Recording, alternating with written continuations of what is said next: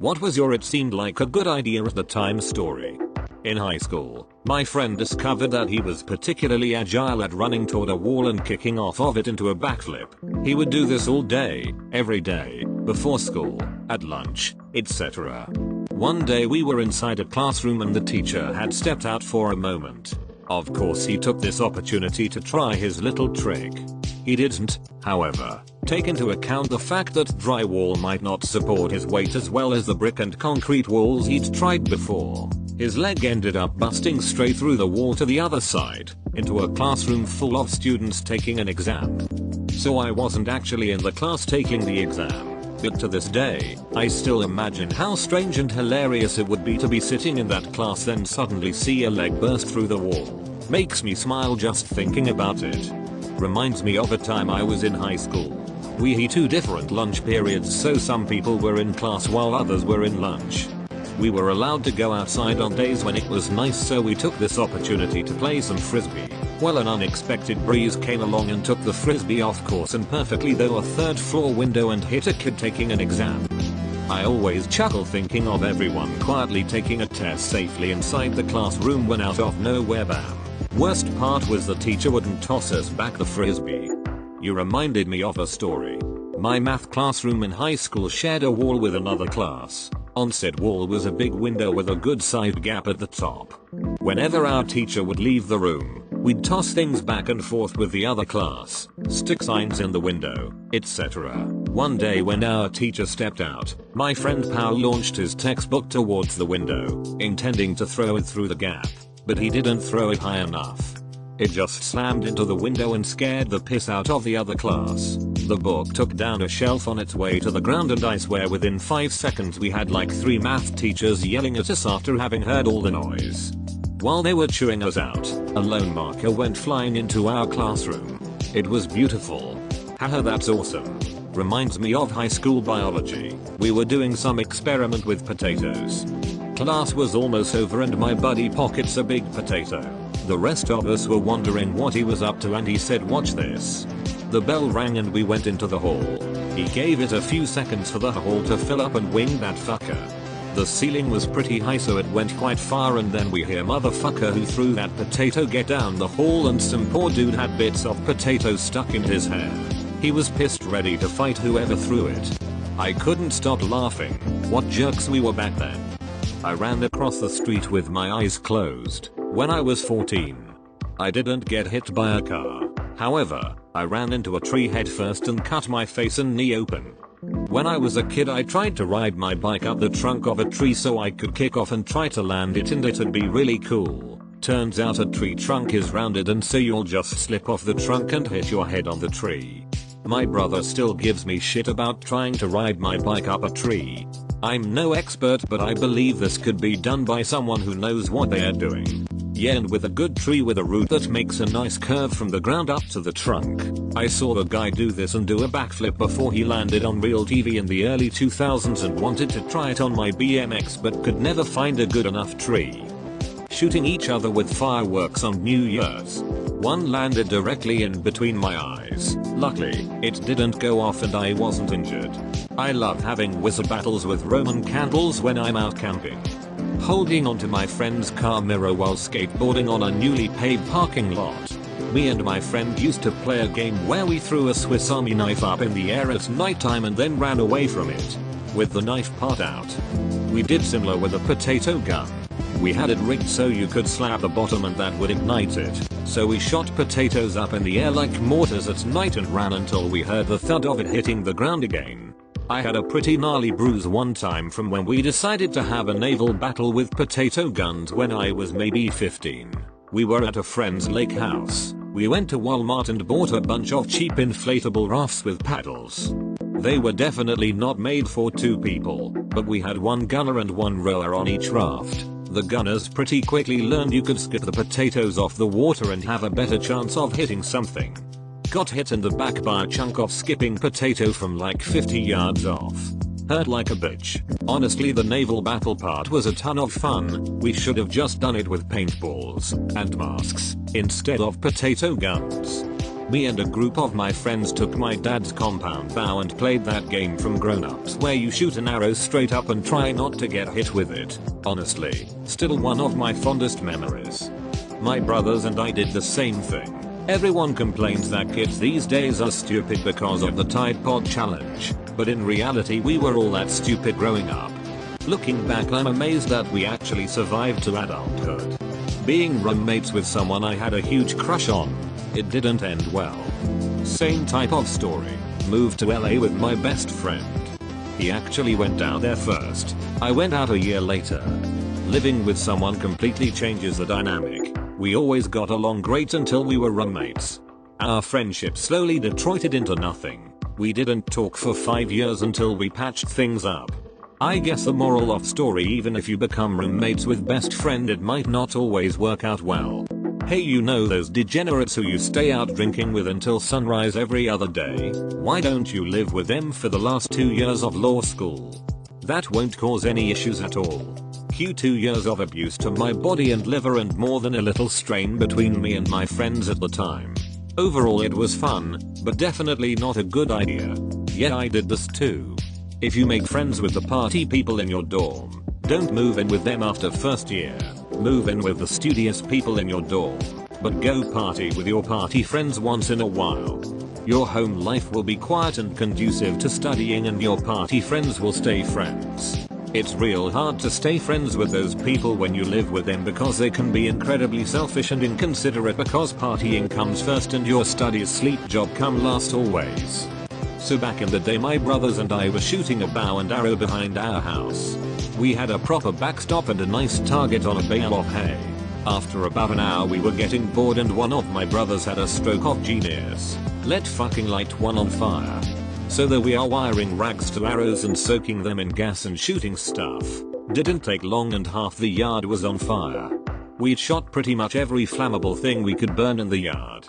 Since we were running short on stuff to shoot, my brother decided to launch one in a 45 Cyrillic over the woods behind the house. We all watched, saw, laughing and giggling.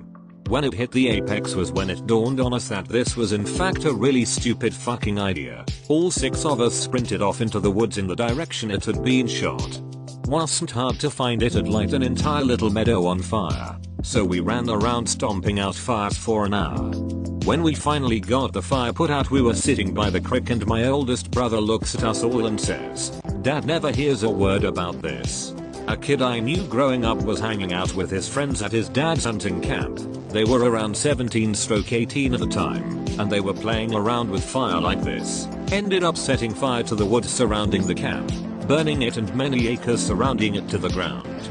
His dad was less than pleased. He took money from the kids' college fund to pay the fines from the fire department and pay to rebuild the hunting camp lodge, and there was practically nothing left after that. Last I heard, he had to live at home for a handful of years after high school to save money for post-secondary while his friends all went off and got degrees and stuff. Severely impacted his life, all from a bit of fun with fire. I let my 14-year-old cousin at the time try driving the family car. I was like 18 back then or 20, and I told him it's easy to drive an automatic car, basically like driving a go-kart. Told him gas was right and brakes were center. I forgot to mention that changing the gear to D will automatically have the car move. We both panicked and hit a fucking tree in front of us at probably 1 mile per hour. Luckily we were in our neighborhood by a dead end. LOL. My dad got out of the car one time and left it running when I was like 5, so this was 95 feet or 96 feet. He literally just put it in park, got out, left the door open, and was rummaging through the trunk for something while parked on a very private side street. It was very slightly downhill. Me, being 5, hops over into the driver's seat, puts it in drive. Still not sure how I did it and reached the brakes. I don't remember that much, and the car just starts moving. I panicked as much as my dad, and I'll never forget just freezing as I see him just jump, take 3 massive strides, throw me in the passenger seat and hit the brake. When I was 15, my best friend and I just got new BB pistols. They were the Walther CP99. Looked identical to the real Walther CP9 with a removable magazine and no orange tip. We were playing with them in the backseat of his mom's car. They weren't loaded, we were just excited and wanted to take them out of the box. She knew we had them out and didn't think anything of it. This was the late 90s BTW. Before going back to his house, she went through the drive-thru at Burger King. You know where this is going.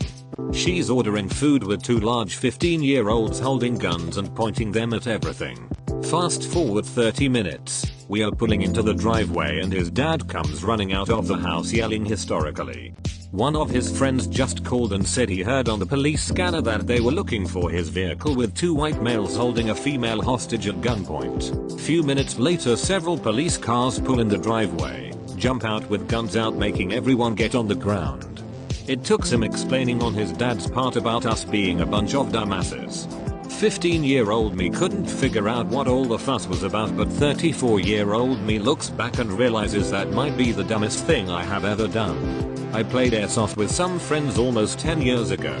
I covered up the orange tip, thinking it would help to camouflage me. Nothing bad ever happened from it, but looking back, that was a very stupid idea. I still have that gun in my house somewhere. I'm certainly going to remove the tape from the tip if I ever get it out again. Make sure the orange is visible, kids.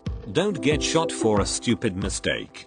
Imagine how hungry you'd have to be to hold a person hostage and then get them to drive you to Burger King. In 5th grade I invented a game where you get the swing as high and fast as you can, then at the bottom you run off it really fast. Mistimed it, landed on my head on asphalt, got a serious concussion. I went on a solo trip to Costa Rica when I was 26. I'm a fairly petite female. I speak no Spanish. The eco lodge I was staying at helped me arrange a guide for an all-day hike. We were flown by 4-seater plane into the jungle, a 26-hour walk to the nearest town. We landed, Jose and I hopped out, and the plane took off again, leaving me, Jose and his machete alone for the day. Thankfully it went okay, but as soon as that plane took off I realized I had made a bad choice. I was in the area, so I stopped at my, now ex-girlfriend's house to ask her to go to breakfast with me. Pulled up to see her at the front door and her neighbor walking out of her place while putting his shirt back on. She sees me and I just shook my head, waved and then left. Never spoke to her again. Yeah, made the same mistake. Girlfriend and I were going through some rough patches. I went to visit her to try and see if we could talk. My mistake was showing up unannounced. I was innocently parking my car at the curb and gathering my stuff to head inside. She comes sprinting down her driveway to prevent me from going further. Her clothes are clearly disheveled. Her hair is a mess, and she's frantically asking why I'm there. I feel like it might have been too far gone before that point anyway, but that certainly sealed the deal for me. It was winter in New York. I was on my way to a party in the Lower East Side with my girlfriend. There was still plenty of snow on the ground from a recent storm. We were having dinner beforehand, and since the party was only a neighborhood away, we decided to walk the distance. Somewhere around Soho I noticed a yellow cab letting out a passenger, when the car behind it started laying on its horn. The cab was barely in the intersection, not really blocking traffic, and he was simply doing his job. But the car behind it just kept honking. Then they just held the horn down. So I bent down, made a snowball, and threw it at the noisy car. The horn immediately stopped. I shouted, "Shut the fuck up." Almost instantly, two men get out of the car and yell, "Hey, come here." To which I yelled back, "Why? What are you gonna do? Call the cops." To which they replied, "We are the cops." Oh. It was an unmarked cop car. I yelled back at them, "Oh, fuck off," as they walked towards me. We then had a very heated discussion about me having too much to drink and them acting like cunts. It ended with them telling me to go home and not to the party. Then I went to the party. On a rainy day, I saw a hitchhiker near the university asking for a ride. He looked the part of a student. Although I never pick up hitchhikers, I felt sorry for him standing in the rain and gave him a lift. It felt like the right thing to do at the time. He told me where he was headed, so I went out of my way to drive him there. The guy just kept staring at me and said very little. When we arrived at his destination, he wouldn't get out of my car, no matter what. Finally, when a police officer came along, I told him to hop out or I'd call the cop over for help. That ended it. But if the officer hadn't come by, I have no idea what might have happened. This reminds me of a friend of mine from high school named Keelan and his hitchhiking in the rain story. He was walking back from a friend's house along this decently heavy traffic road. It started pouring down really hard and he still had like 15-20 minutes more of walking to go, so he just lifted his shirt over his head to shield the rain a bit. This truck sees him and pulls over and yells out to him if he wanted a ride to get out of the rain. He accepts and gets into the truck and starts guiding him where he needs to go. The drive wasn't going to be very long, but from the get-go the driver made things a little uneasy for him. He had a worried feeling at the bottom of his stomach, so he decided to tell him to stop about 5 blocks from his house so he wouldn't know exactly where he lives. Keelan thanks the man, and as he's getting out the driver blurts out, "Hey, would you like a blowjob before you go?" Keelan was completely shocked by that, but he was also an extremely nice and polite guy, so he just says, "Thanks, but I'm okay." The driver replies by saying, "That's fine. You're a good looking guy and just thought I'd ask." It was such a bizarre moment, but Keelan was glad this guy wasn't like super aggressive and tried to force him to do something since he was a pretty scrawny guy. After that he decided to never take a ride from a stranger again in case the next person wasn't as polite as that guy. Decided to get high and go to a yoga class because I thought I would get a better mind-muscle connection. Turns out the class I decided to go to was being taught by an Eastern European yoga psychopath and had me bending my body in ways I have never done before. Never again. In college a large group of us hiked up to this abandoned mine shaft at night, took turns squeezing through a small crack in the mountain. The main entrance was closed off, walked down a long dark corridor with our flashlights, then set up a campfire in one of the large clearings at the end and proceeded to get wasted. All fun and games until a rather large girl got too drunk and couldn't walk on her own. Getting her out of there was a whole fucked up ordeal. Thought a few times during the process that we were going to have to leave her there in the dark and go get help, especially when my flashlight started to die. Dating a girl that had a crush on me. Didn't know her all that well beforehand other than that she was relatively quiet and an outsider at school. Relationship eventually ended because I wouldn't let her tie me up and put a knife to my throat during sex. Zero issues with the tying me up part, but the knife was a deal breaker. She did a presentation that compared some hentai shit to the Bible in our religious instruction class a few weeks after we broke up. The teacher actually let her show a few minutes of a hentai movie before intervening. I practiced my golf swing while standing on my bed. It was raining outside. I managed to take out 2 lights with the first swing, the bedside lamp and the overhead light. That one crashed down on my head. Broken glass everywhere. I stuck a googly eye up my nose when I was 3. It got stuck. My mom had to pull it out with tweezers. When asked why I did it, I wanted to see if it fit was my response. I still get the compulsive urge to put things in my nose to this day, usually earbuds. No idea why. When I was in 1st grade my 2 friends and I invented a game where we kicked our shoes off of the swings to see who could kick theirs the farthest. Somehow mine ended up on the roof and the janitor had to get it. Oh god, this happened to me but in a grocery store. My flip-flop landed on top of an aisle display that could not be reached without a ladder. I ran and hid in the bathroom out of sheer embarrassment while my parents had someone get it down. I wish I could say I was like 5 or 6, but I was 13. I once poured wax down the sink because I was trying to make a wax waterfall, thinking that the wax would harden as it dropped down.